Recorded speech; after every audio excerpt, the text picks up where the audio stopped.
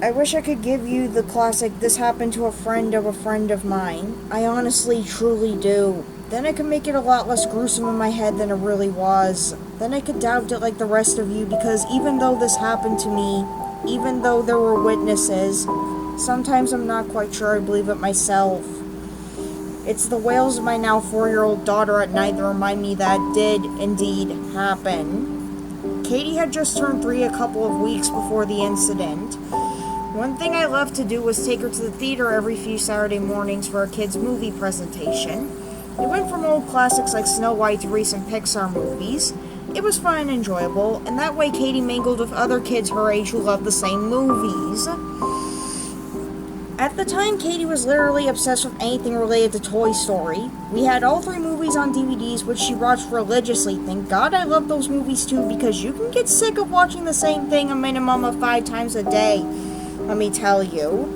Ooh, and also had Woody, Buzz, and Jessie dolls, which she loved to sleep with. She was afraid of trucks by the time she turned 2, so I taught her to pull the strings on either Jessie or Woody to scare the bad trucks away in the middle of the night. Honestly, these dolls were a blessing.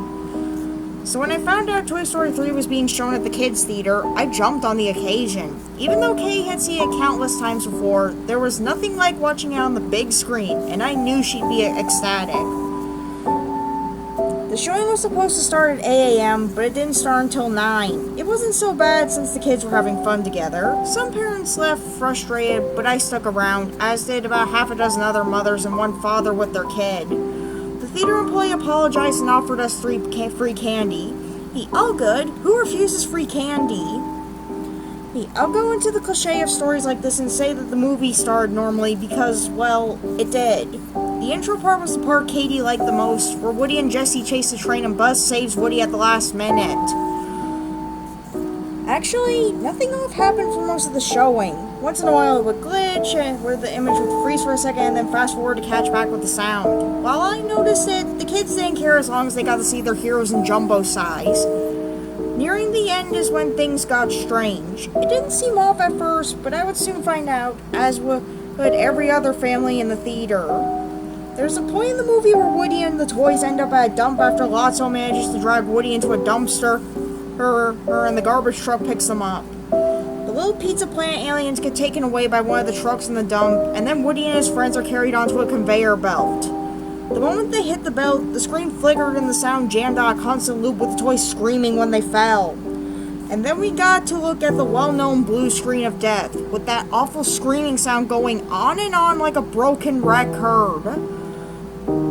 I always found the loopy, jumpy sound that comes from a blue screen of death disturbing. Heck, I always thought a scratchy record or CD teeth chatteringly eerie. Maybe it's because I used to have a computer that crashed on me every half hour and killed my files. It made me nervous, but when the father burst into mocking laughter, I heard a nervous laugh too. The kids were confused, but for those who had just enough knowledge of computers, it was pretty funny.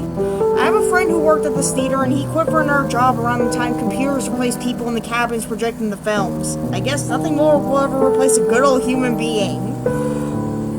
When nobody came to check on us, the father got up and left to ask someone to turn that thing off or restart it.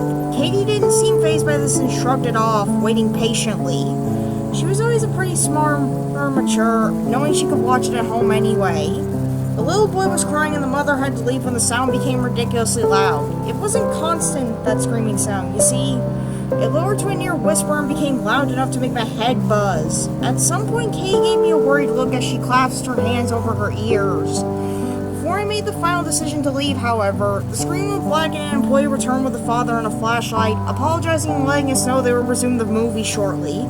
Apparently they'd been having equipment problems all morning. Shortly after the projector came back to life, the movie resumed a few minutes prior to the crash, only to crash at that very same spot a second time. Blue screen of death. Again.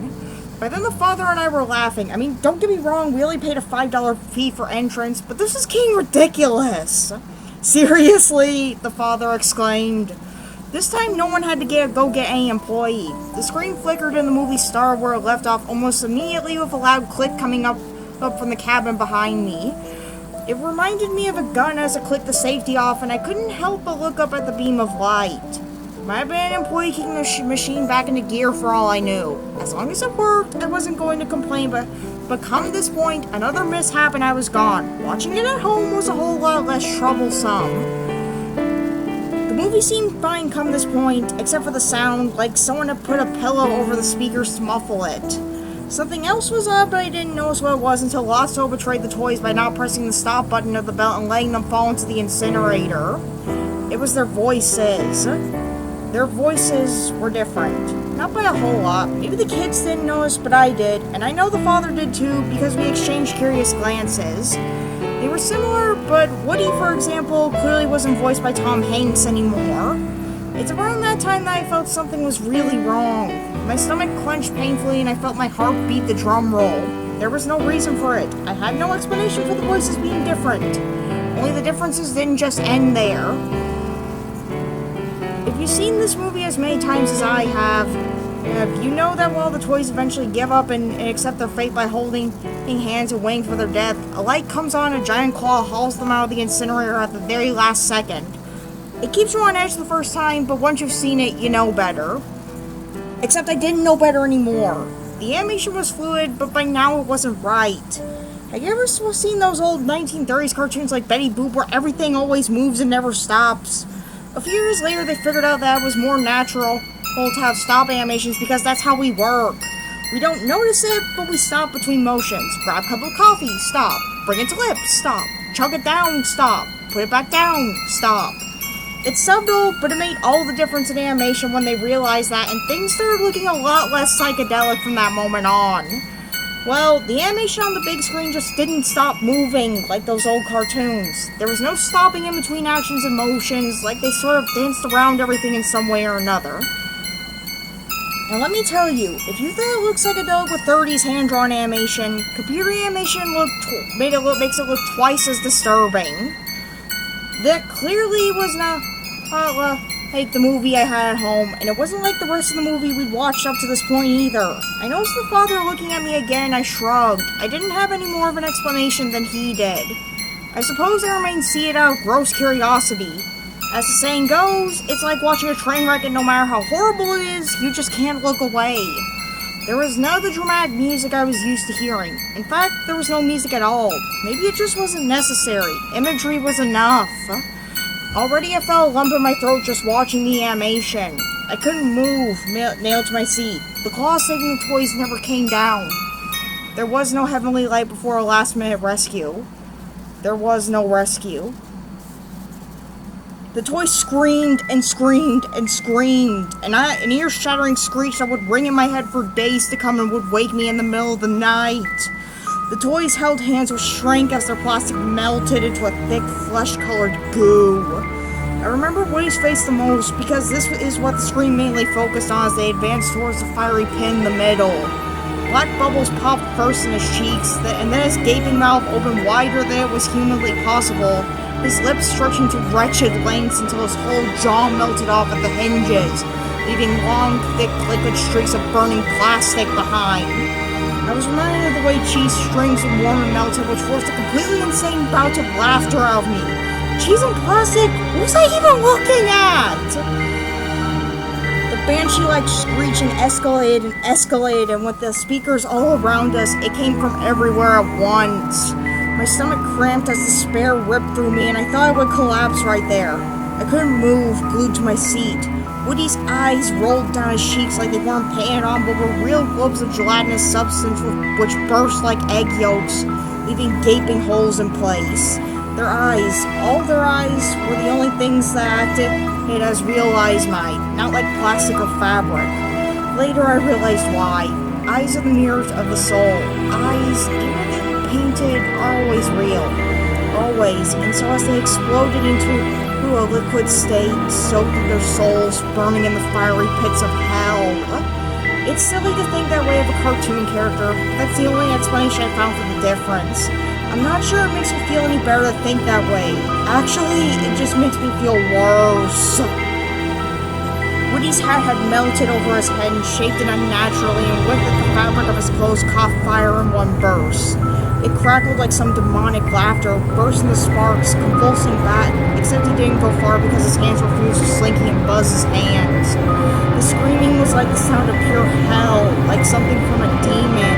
The voices, though wrong, had sounded human until now. I felt a sharp cramp in my hands because I had been holding onto the arms of my seat as though they were my lifeline, and in some way, they were.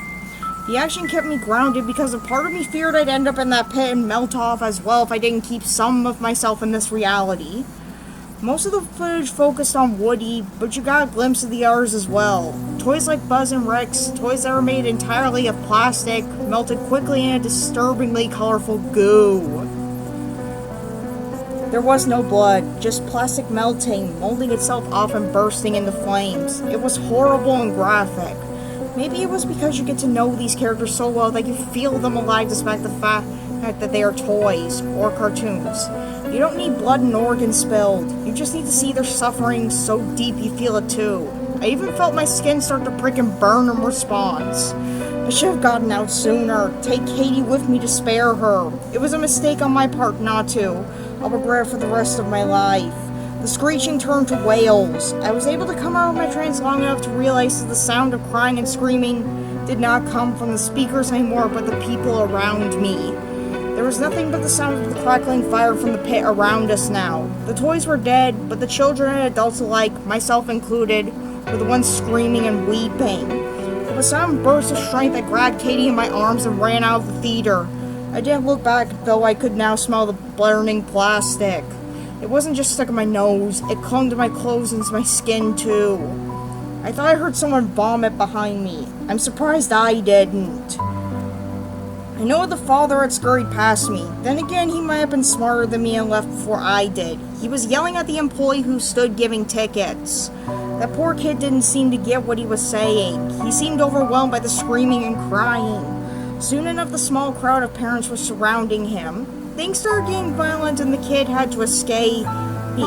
Me, I just stood there with Katie screaming in my arms, half hearing her, still in shock. I felt lost. I didn't know what to do or where to go. Should I go home, join the mob of angry parents and wailing children, go to the police? What? My feet moved on their own and I let my instincts take over. The door. I was leaving. It was better for Katie anyway, to keep her away from this place. I felt empty and the smell of burnt plastic seemed even stronger as I stepped outside. When a hand gripped my arm, I jumped and yelled. It was the father with his child in his arms, sobbing in his shoulder. It turned out that his name was Jeremy. We exchanged phone numbers after he told me he would go see to it to get an explanation for what happened. The rest of the day did not go well. I took 2 puffs of Katie, but the death stench wouldn't leave. Eventually she stopped crying and fell asleep out of pure exhaustion. As for me, even though I was completely off, even though I felt like I could fall asleep too, I couldn't. Every time I closed my eyes, I saw the lifelike eyes of Woody slip down his cheeks and burst, or his jaw hanging loose until it crashed on his lap. Just before my husband came home from work, I got a call from Jeremy. I remember slumping on my chair as he spoke, and a new set of hot tears streamed down my cheeks. My head hurt and my eyes burned. I thought they might pop right out too. Jeremy said that the theater's management took the remaining few parents to see the computer that handled the projection of the movie. Sure enough, they found a virus stored in there, which streamed a homemade version of the movie. But the streaming led to nowhere. Jeremy's job was to handle computers, so he was able to look through it for those who couldn't. He tried tracing back where the streaming had come from and the virus, but there was no lead to follow. Either the prankster was an employee and had set up the virus from the computer itself, had covered his tracks very well, or something was very, very wrong with this picture.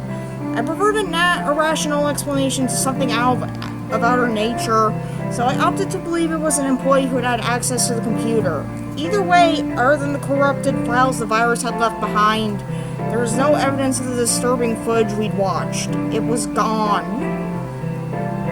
That was a little more than a year ago. Anything related to Toy Story has left my house. My husband, he wants to believe us, but I can tell he's skeptical. He says someone had to animate the thing, and people had to act out the voices. That takes a lot of dedication because while the animation was constantly moving, the quality of the image and characters was as good as the original movie. He said that's one heck of an effort to put into a one-time prank. He's right though. I never heard of anything of the sort again. You'd think it would have come out if it had. I checked, and Jeremy did too. There's no records of anything like it anywhere. Jeremy even tried to contact Disney and Pixar, but they never returned his calls or emails as expected. The theater's closed now. I think someone sued them over what happened, but all the news mentioned was bankruptcy. To this day, I still get a whiff of burning plastic once in a while when Katie screams at night, suffering from those horrible nightmares.